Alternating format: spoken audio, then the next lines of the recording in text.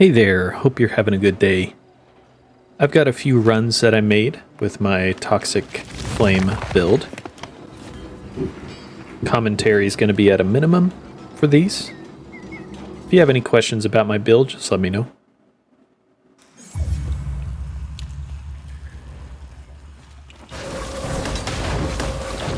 One of the key parts of Toxic Flame is that you can be very mobile.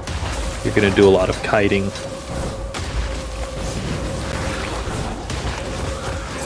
It's important to stay aware of what types of mobs you see. If you see ranged ones, you're going to do a lot of sidestepping. You notice I've got these axes floating around me. They're not there for damage. They're just there to give me the additional rune drop chance and other similar runes. You get those from the guild shop.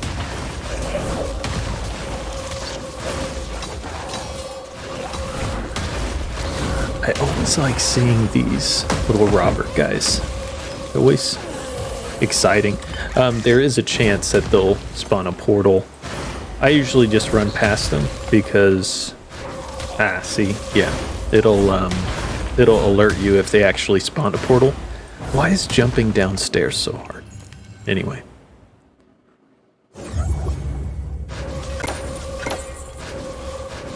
And so this build has a big emphasis on efficiency because you can just run. You don't have to spend too long killing stuff because it's going to just die behind you. I am always paranoid that my pet is not picking everything up. This little guy slacks sometimes. So even though he should have gotten all of this, I want to go back and check.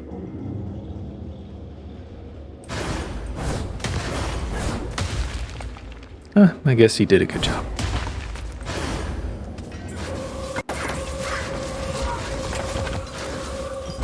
Unlike chests outside of these Puru, however you say it, instances, the chests in here don't create any enemies. They just give you loot. Kind of nice. You'll notice that the type of material in whichever vault you're in is the same type that the Puru you killed to generate the vault. So in this case, he was dropping gold before I killed him, and then he opens a vault to a place that has a bunch of gold. I like these because gold seems to be a pretty big bottleneck for me right now.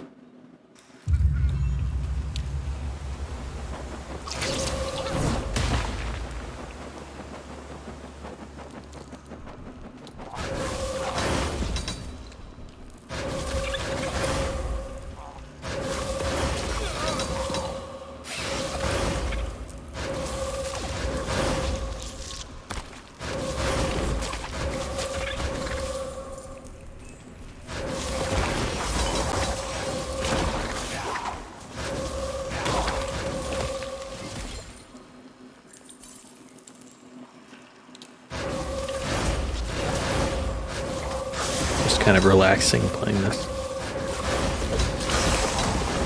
Just all the numbers on the screen. Dopamine. Know what I'm saying?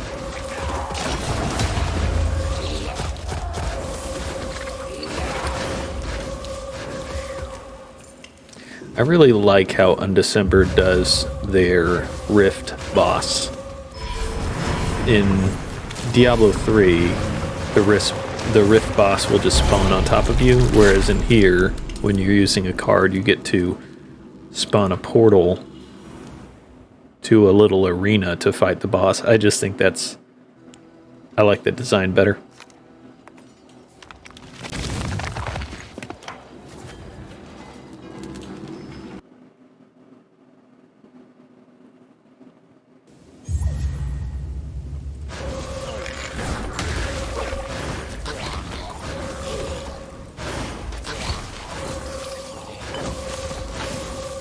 Sometimes the terrain looks like it can be jumped past, but it cannot.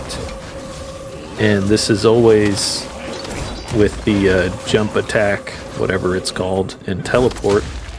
You get stuck, like there. I get stuck in a place that you should be able to clear, but the game has decided that you can't go past that point.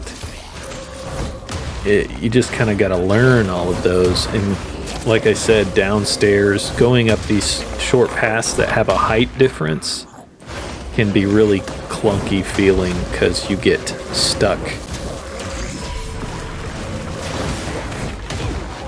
And that has killed me many times, is just getting stuck, unable to teleport out of a big group.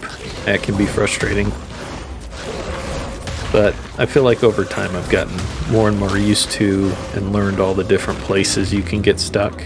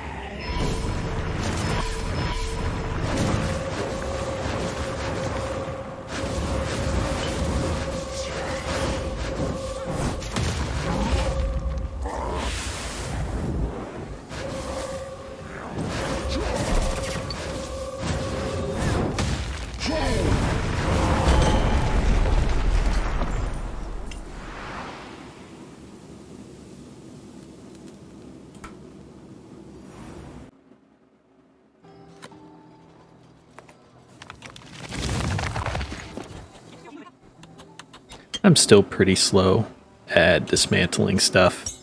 Still trying to figure out what's valuable to keep. So going and fast forward through that part.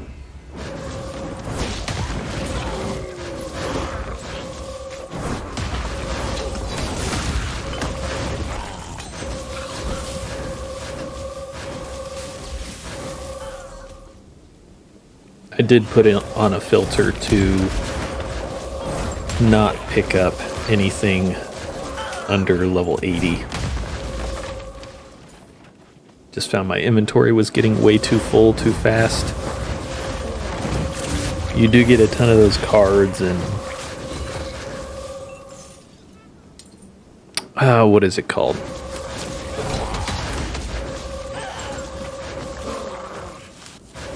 You might know what I'm talking about. You get a lot of things you just end up combining in your alchemy station to upgrade them or try to get the kind you want. I'm going for Vespers, which is the poison one.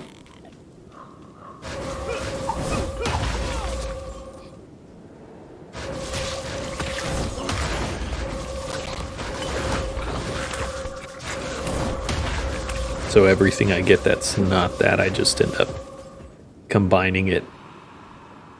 Gives you some XP for your mastery, which is nice. Just have a steady stream of mastery XP coming in. With that, always be baking. Always gotta bake something.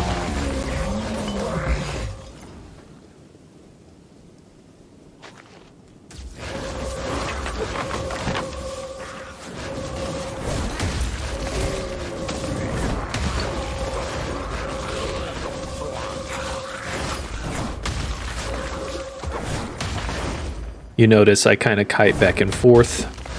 If things get a little too crazy, I'll die. So I try to, and that's a spot you'll get stuck on. So you want to stay out of that, right next to that shrine. But get a good group going, jump over them, past them as quick as you can, get some distance, and then fire back, and then alternate, jumping back and forth. Seems to work pretty well. I know if you get a lot of melee mobs and you accidentally jump into a pack of them, you're pretty much dead.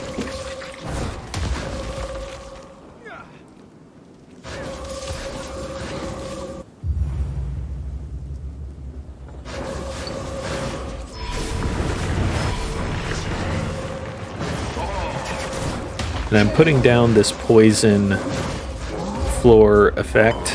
Shoot, I should probably know the names of these. I think it's called poison area. Anyway, I put that down. It actually increases the poison damage they take. So I usually save it for bosses or tougher enemies, just to kill them a little quicker.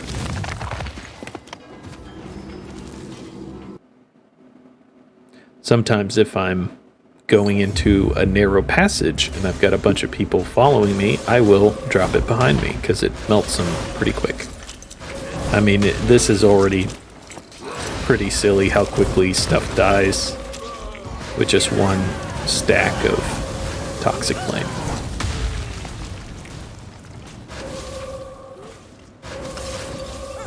Wonder if they're gonna nerf this skill. I mean, I've heard it falls off at higher tiers. This is only 6 or 7 here. So it probably does fall off, but I'm enjoying it so far. I'm gonna use it until it doesn't work anymore. I hope they don't nerf it because this is pretty enjoyable. Just to melt the whole screen and just jump around.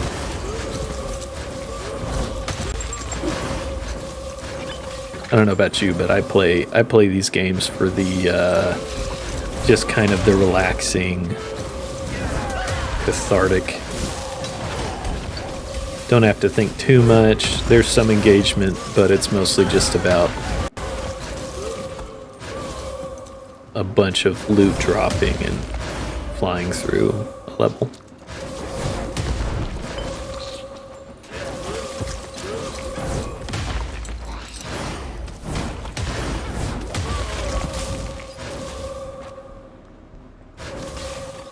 I'm pretty sure I die against this boss coming up, if I remember correctly.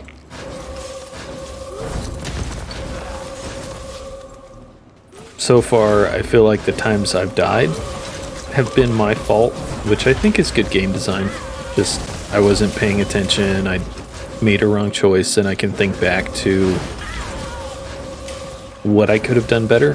So far, I think the difficulty of the game, it's well designed. My opinion of that may change at later levels. I will say the raids sometimes feel like, okay, you're dead now. Those kinds of mechanics, like no matter what you do, you've died. Which, that can be frustrating, but the solo play, I enjoy. And this guy, he is, yeah, there we go. Yeah, you can't stay in front of him. And he was about to die, so that's kind of painful. Anyways, let me know if you like this kind of chill little bit of commentary over these runs, and I hope you have a good day.